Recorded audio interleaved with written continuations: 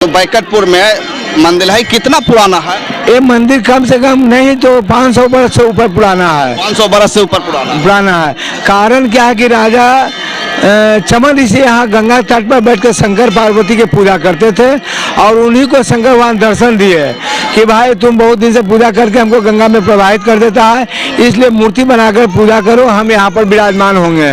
वही गंगा तट पर गौरी शंकर मंदिर जहाँ बना हुआ है वहाँ जो है ये श्मशान घाट था और श्मशान घाट पर शंकर जी पार्वती जी की पूजा करके और वह जो है पालन करते थे। एक समय की बात है कि राजा बृहद्रथ जरासंध के दादाजी पिताजी यहाँ आए घूमने के लिए, तो देखें कि नीचे श्मशान है, ऊपर में शंकर पार्वती जी का मंदिर है। वहाँ गए, बहुत उनको मन भावुक हो गया, प्रत्येक सोमवार के आगे पूजा करना शुरू कर दिए। करते करते कुछ समय भी था, तब जाके कहें कि बाबा हमें 2 परिवार है और एक भी संतान नहीं है, 2 पत्नी है और एक भी संतान नहीं है, इसलिए आशीर्वाद दीजिए कि मेरा वंश हो। वही जो है शंकर जी पार्वती जी के जो रक्षक थे चमन ऋषि एक प्रसाद दिए, वो फल ले जाकर दोनों परिवार को, दोनों पत्नी को आधा आधा काट के खिला दिए। तो दोनों माई से आधा आधा जरासंध का पैदाइश हुआ।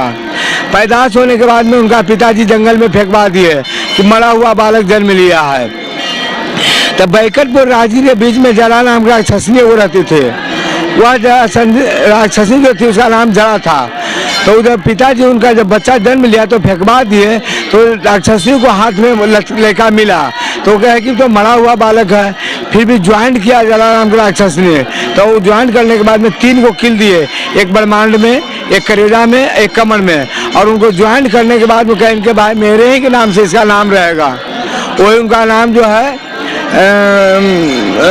जरासंध, जलाराम के राक्षस से संधि किया तो जरासंध नाम उनका रखाया।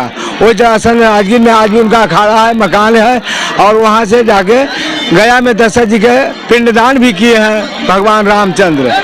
राक्षस थे नहीं, विचार उनका गंदा था, इसलिए राक्षसी भाव उनको माना गया। राक्षसनी का उनका आशीर्वाद दिया हुआ था, जला नाम की राक्षसी थी, वही उनको जो है जन्मदाता हुआ।